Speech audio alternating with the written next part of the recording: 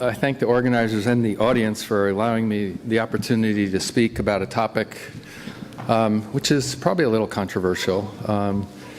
And I want to just discuss it from my perspective based on data and based on data we've obtained and data in the literature.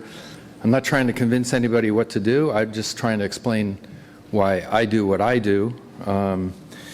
And so I don't think this topic will ever be without controversy. And I think a lot of the issues have to do with, is it right for each lab? And there's a lot that goes on that makes a difference. And I think that's why you see a lot of differences in different labs with results. But needless to say, I think there are things we can all agree on. In the old days of IVF where we had a 15% triplet rate, and seeing lots of miscarriages and getting the phone call at 16 weeks with the Down syndrome pregnancy, I don't miss those days. We have to think about outcomes. We have to think like a patient, and I do because I've been one, so maybe I'm a little biased, but outcomes matter, and the ability to influence outcomes, I think, is something we all need to consider when we do what we do. And giving someone twins because it's a better deal and giving them a 7-fold increased risk of cerebral palsy, preterm delivery, fetal death, and maybe that's not the case with our different patients. It doesn't matter. It's more risk and we can make less risk, and that's a good thing. And for us to think that a miscarriage is a success, we got the patient pregnant, we put the embryo back, I wouldn't argue that that's successful. And if we have the ability to influence it, I think that's something we should be thinking about. To patients, a miscarriage isn't, oh, just a miscarriage, you should be happy. It's a death in the family. And you say to a patient, oh, you should be happy, you got pregnant. Well, why should you be happy if you miscarried? and if you think the patient doesn't look at you cross-eyed thinking, boy, this person sure doesn't understand what I'm doing, we need to think about miscarriage as a death in the family and a loss and try and influence it. We also make a lot of problems. And we do have lower ectopic rates, but there are ways to influence that further. And hyperstimulation is an issue, but you certainly see that less if you're freezing everything. And cost will always be an issue, but we haven't raised our charges since 2005. We just make it up on volume. So, cost will always be an issue because these things are expensive to do, and we have a highly, labor-intensive and qualified people to pay to do it well. Now, Dorothy Warburton actually wrote the paper way back when that said aneuploidy was the cause of age-related decline in fertility. I think we all missed it, but here it is. We all know this, that the incidence of Down syndrome increases with age. Well, that's one chromosome. We got 23 pairs. You think it discriminates against just this chromosome? We knew back then that older women had a harder time getting pregnant, they had a harder time staying pregnant, and they had more Down syndrome. It was staring us in the face in the 1980s that aneuploidy was the cause of the age-related decline in fertility. And some of us still doubt that. I don't know why. If you take morphologically the best-looking blastocysts and, you're putting back maybe 1 here and 2 to 3 here, and you're getting lower pregnancy rates, there's clearly something different about these beautiful embryos in the older patient. And it's also curious why you don't have a 100% pregnancy rate with the egg donors. You should, right? Well, we don't. And there's a reason. Back at the time we were working on testing embryos, the intent then was to avoid genetic disease. But I think most of us even knew at the first meeting of the PGD in Chicago that eventually there would come a point where we were screening embryos. Because if you think about reproduction, it's just embryo screening. You can do it 1 egg at a time at home in bed, and you can still get there, and there's a chance. But we have the ability with embryos in the lab to do our own screening, and blastocyst culture alone is just an embryo screening tool. It's just not as rigorous as other tools. The problem is what we're trying to screen is not so simple and not so black and white, and I think that's caused most of the controversy, and I'll get to that. This is a summary of all of our PGS data, PGTA data recently with next generation sequencing. And if you look at the graph in the previous slide and you look at this graph and you didn't know what was on the, on the bars, they're exactly the same graph, except this one just looks at what percent of embryos test euploid by the current next generation sequencing method that we're using, and it completely mirrors what you see in clinical outcome of transferring morphologically healthy embryos. It's pretty clear that age-related decline in fertility relates to aneuploidy. I mean, these slides all demonstrate that.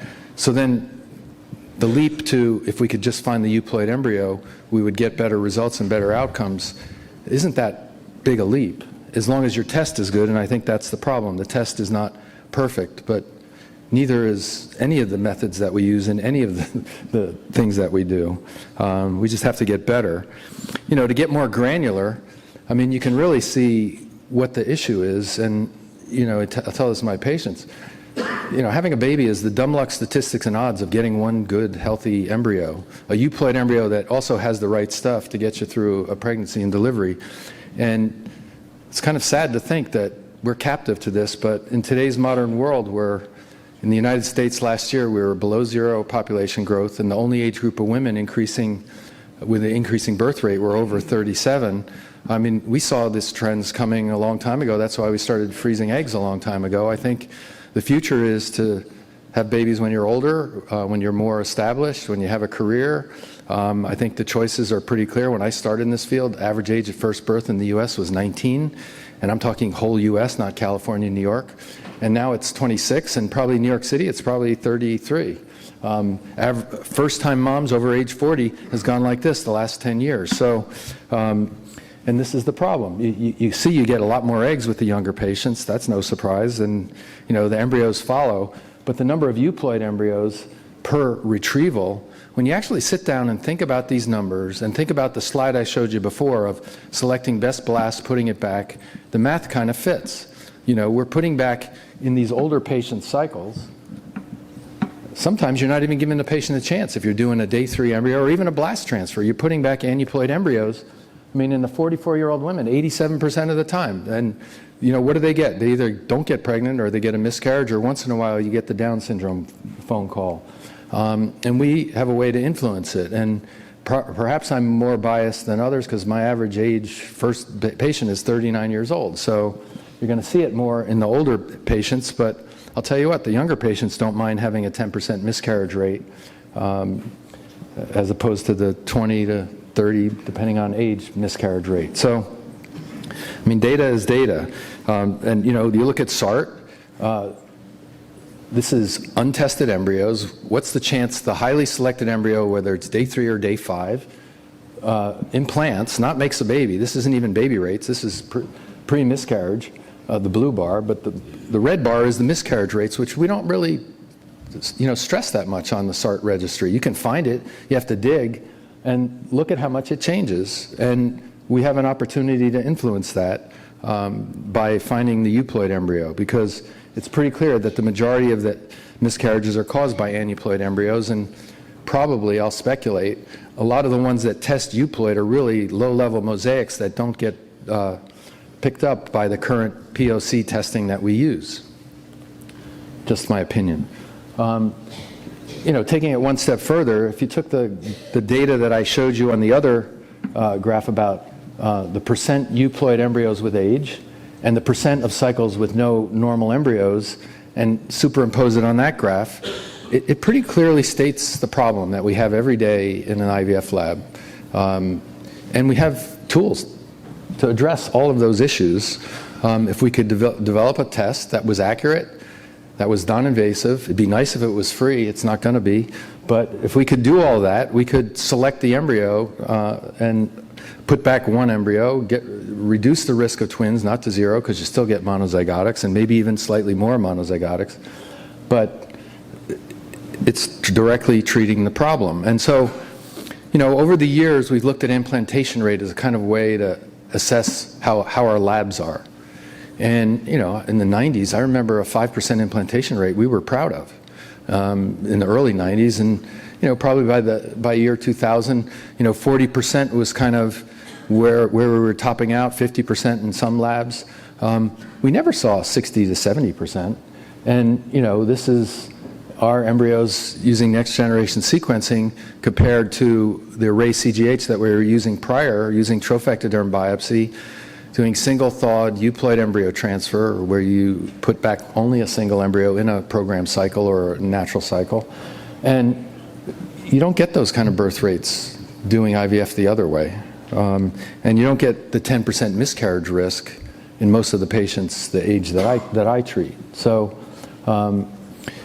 there's something to be said for that data. And where did day 3 become the standard? And I think it isn't anymore. I think a lot of people have turned away from it, but I think a lot of people still do it. And why? I mean, there was no randomized trial that showed day 3 is better. In fact, the one randomized trial that was done a long time ago, and it's probably irrelevant because of the way IVF was being done then, didn't show a difference. A lot of people think you lose good embryos by going to blastocyst. Well, Bill just showed a slide, and I'll show you another that says that theory, which sounds great and makes sense, is wrong. The data doesn't support it. It sounds good. Patients think it sounds good, but it's wrong. Biopsy is harmful. That's always been a question, and we know that's true. And probably even trophectoderm biopsy has a little bit of harm associated with it. Day 3 clearly does. I'll show you that data. But that's no longer what we're doing. The real issue is the accuracy of the test, and it's been called into question. In fact, one of our past presidents of ASRM is publicly stating that 40% of the embryos we call abnormal make babies. And that's just not true, or at least not in our hands, maybe in others' hands, but not in ours. And I encourage anybody, look at your own data and trust your own data, not what you read, because it's what you read isn't always what is out there and what's happening in your lab. And then the question about the trophectoderm not reflecting the whole embryo. Well, it doesn't in a lot of cases, but when you have a euploid embryo, most of the cells are euploid. And when you have an aneuploid embryo, most of the cells are aneuploid, and it's a pretty good representation, and I'll show you the data. So just to show you how we're biased, this is actually it's from the Shady Grove group. Micah Hill, his fellow, presented it named Dr. Green. And it was at the ASRM 3 years ago. And it was 2017 October. So what they did was the low responder, it's been said that if you go to blastocyst, you're going to hurt them. That you lose good embryos because it's more natural for a day 3 embryo to be in the uterus. Yeah, where? What biologic system is a day 3 embryo in the uterus? I don't know any. It's a good theory. It makes sense. And so they published this. Now, if you look at the yellow bars, that was the abstract that got chosen as a prize at the meeting of ASRM. And it showed that the clinical pregnancy rate, if you did day 3 transfer on all the patients who only had 3 embryos versus day 5 transfer, you had a lower clinical pregnancy rate. And so I asked the question at the talk, well, okay, so that's the clinical pregnancy rate, but what's the baby rate? Well, we don't have the data. It's only 2016 October, and 2016 was the year, it was 2016 October, and they didn't have the babies from 2015. So I said to Micah, send me the data, because I bet what you're going to find is the only thing you're doing by doing day 3 transfer is making more miscarriages. And he said, why do you think that? I said, because both we and Rabinowitz's group published that day 3 embryos are a lot more likely to be aneuploid than day 5 embryos. And we also published that if you go to day 5, you're not losing the euploid embryos. We published it on about 2,500 embryos. He published it on 45,000 embryos from different centers all over, that you weren't losing the euploid embryo, which presumably make the euploid baby. Although some people believe that aneuploid embryos make a euploid baby. I haven't seen it yet. At any rate, sorry that's a little dark there, but the adjusted live birth rate per retrieval was the same. It wasn't different. So what this said, and by the way, they've submitted this now to 4 journals and it's not been published because somebody doesn't want you to see it. They say it's not randomized. Well, why was it a prize at ASRM? It wasn't randomized. It was one year they did this, the next year they did that, same group of doctors, similar group of patients, and it was a prize paper when it showed one thing, and now it's not even published when it showed another thing. Why do we have this bias? I don't know. But what that data says, and Bill just showed it too in the previous talk, that you're just making more miscarriages by doing day 3 transfer than day 5. So this idea the patient didn't get a chance because you went to day 5 and she had nothing to transfer, maybe you helped her. Maybe you did less harm by not giving her a miscarriage and wasting 3 months when she's 41 years old, and now she has even a lower chance because of the way you handled it. Just a thought. So here's one of the papers, and it took us 4 submissions to get this published. It got rejected left and right, but eventually we got there, and what we showed, for 2 years we did day 3 biopsy using, it was a raised CGH back then, and then the next 2 years we did day 5. And what we showed is more aneuploid embryos on day 3, almost double the number on day 3 versus day 5, and the same number of euploid embryos in these groups of patients, i.e. we weren't losing the embryos, the ones that were euploid, going to day 5.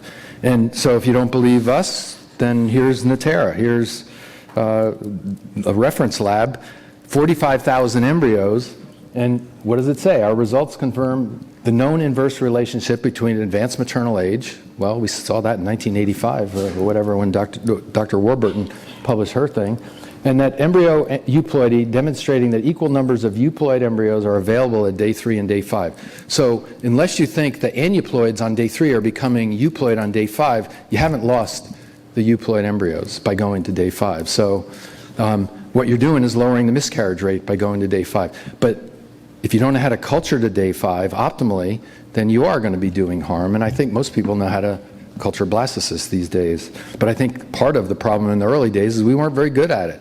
Look at our pregnancy rates in the 90s. We were pretty bad at what we did compared to now. We were learning without science behind us.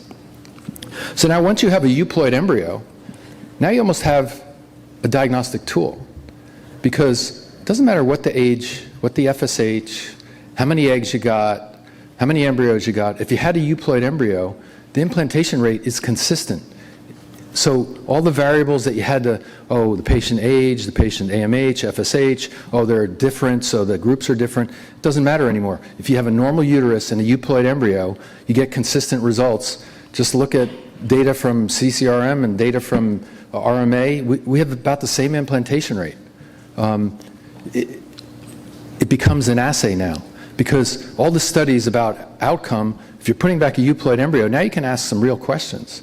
So, and here's one of them, like, what's the deal with age? Well, the deal with age is this, that if you put back a euploid embryo, it doesn't matter what the age is, you're going to get that implantation rate. The delivery rate's lower because there is a miscarriage rate. This was using array. This is our NGS. This is SART. All the embryos transferred, you can calculate an implantation rate. You know, most of them are day 5, a lot of them are day 3, and you see the age effect. But if you can get the euploid embryo, then you get the same baby rate, except maybe over 42 something starts to change in the egg and the embryo because of aging. We don't know, we don't have enough data to really certainly say that. But the reality is, it shows what the previous slide showed, that the age-related decline in fertility is due to aneuploidy. So if that's the case, then isn't selection for euploidy going to solve a lot of the problems that we have on a day-to-day basis? It's hard to imagine any other answer. And then, you know, there's always been criticism, oh, the randomized trials, and then they criticize what's in the randomized trials. Here's a good prognosis group of patients, randomized trial, biopsy day 5, transfer day 6 of euploid embryo randomized versus best looking embryo, better pregnancy rate, better delivery rate, lower miscarriage rate. Randomized controlled trial, hard to criticize.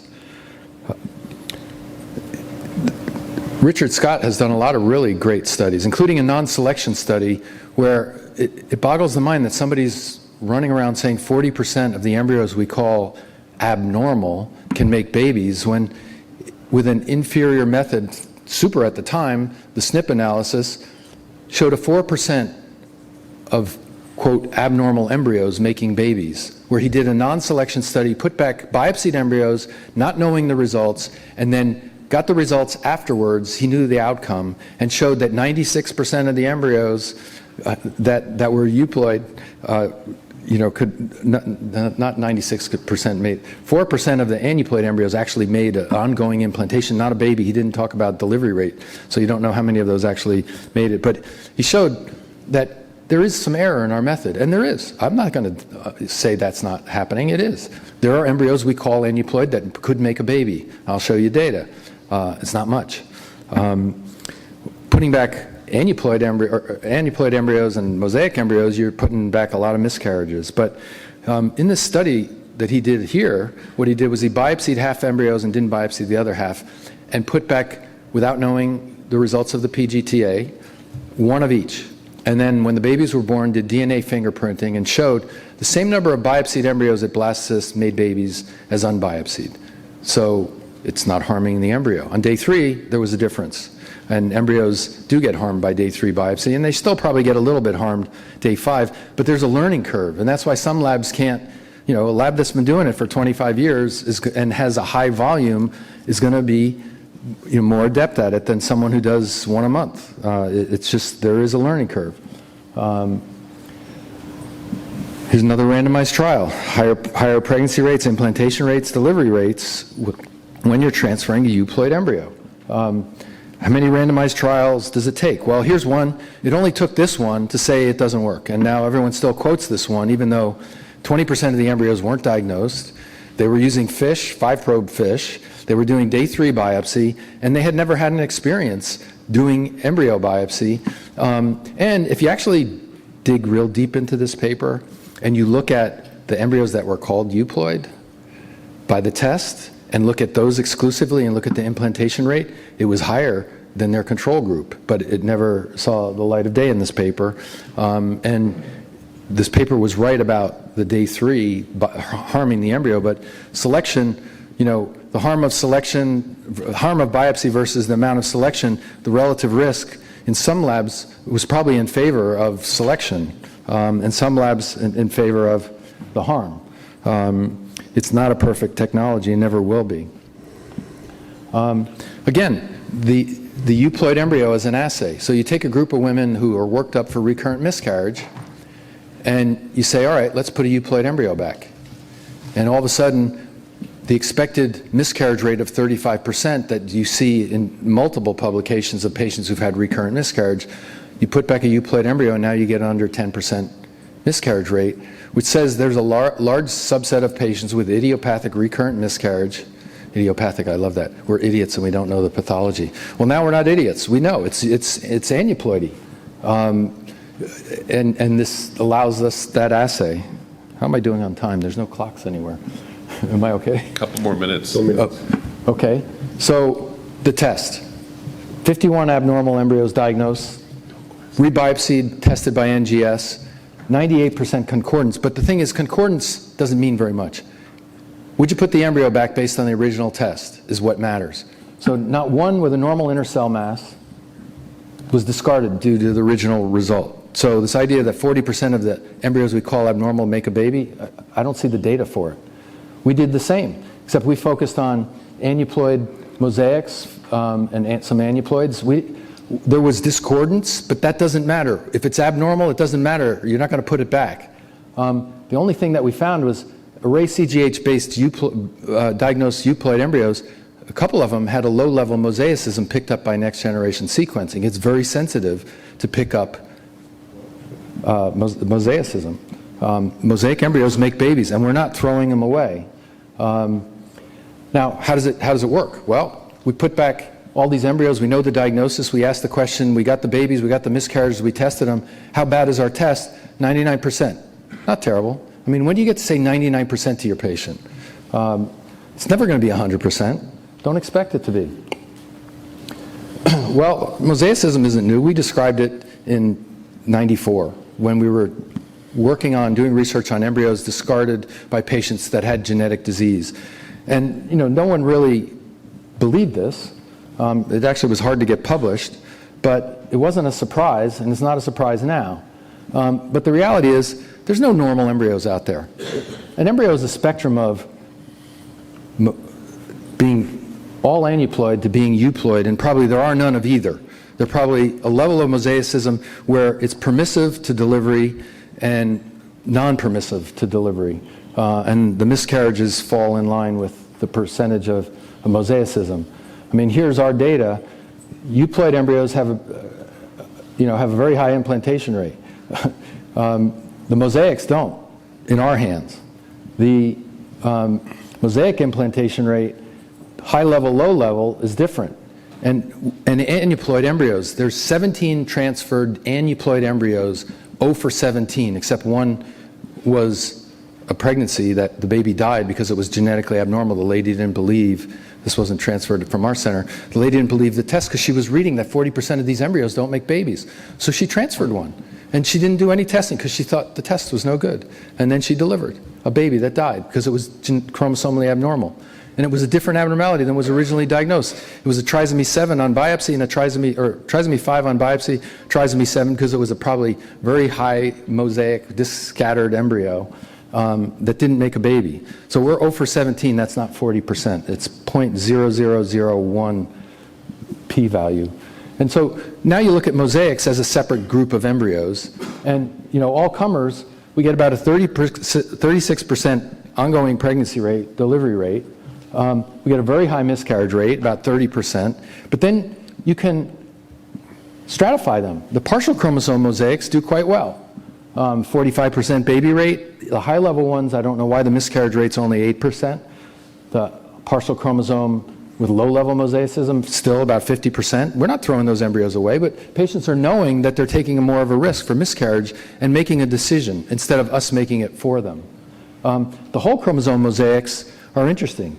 If it's a high-level whole chromosome mosaic, closer down the spectrum to aneuploid, look at the performance, 6% delivery rate, 70%, almost 70% miscarriage rate. You show that to a patient, you think they're going to transfer the embryo? The low-level ones miscarry a lot. You show that to a patient, a lot of them don't want it, and they'll go and get another one. You think that's bad? I don't. In this paper, we showed again that mosaics are different than euploids in the way they perform. In this paper, we have finally got it published that abnormal embryos, 0 for 10, made a healthy baby. Took us a while. So, first, do no harm, everybody agrees with. But how do you do no harm? Is avoiding a miscarriage doing no harm? Is having a miscarriage that you could have prevented doing no harm? It's theoretical. You have to decide for yourself how you want to practice, and better yet, tell your patient. Because I don't tell my patients what to do. I tell them what the data is and help them decide what they want to do. This is when we really started going pretty much PGTA for everybody. Around 2011 to 13, more and more patients. It was really around 2014 we started doing it pretty much. Offering it. We were offering it to everybody, but they weren't all doing it. And then around 2014, the majority do it. But so you look at euploid FET, which lower number, but I never called a patient and told them about their Down syndrome pregnancy. Whereas during those same years, doing IVF and doing frozen embryos of undiagnosed, I did 14 phone calls telling patients they lost their pregnancy was lost because of Down syndrome. They were calling me up to say, that beautiful embryo I have on my freezer that you gave me, I have it right there on my refrigerator, but they just told me my baby has Down syndrome. Is that a good outcome? Can we prevent it? Can we prevent it 100%? No. We've had one in about 2,000 of euploid embryos because it was probably a mosaic and probably called normal because our test isn't perfect and it never will be. Well, I guess I got shut off, right? Oh, no, there it is. Oh, here we are. Was that the... Hold on, was it... Did I miss a slide? Or I guess I got... No, that was it. Oh, good. So I'm on time. Conclusions, you can read them. Oh, I did get shut off. Yeah, put the conclusion slide. Let's see if it goes. I don't know. It's gone. Oh, there we go. Oh.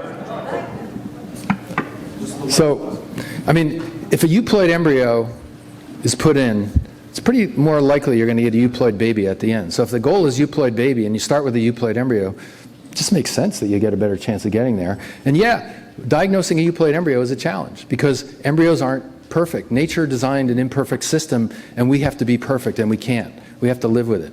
But being better is better. Putting back embryos blindly and not avoiding things we could avoid and giving better outcomes is where our focus should be now. We're that good. We can do that. And that's why I believe what I believe, although there's a lot of pushback for that. And I think there's a lot of literature saying frozen embryos is the better way to go. And And culturing embryos is a good thing, not a bad thing. Anyway, that's just my opinions based on data. Thank you, Jamie. Thanks a lot.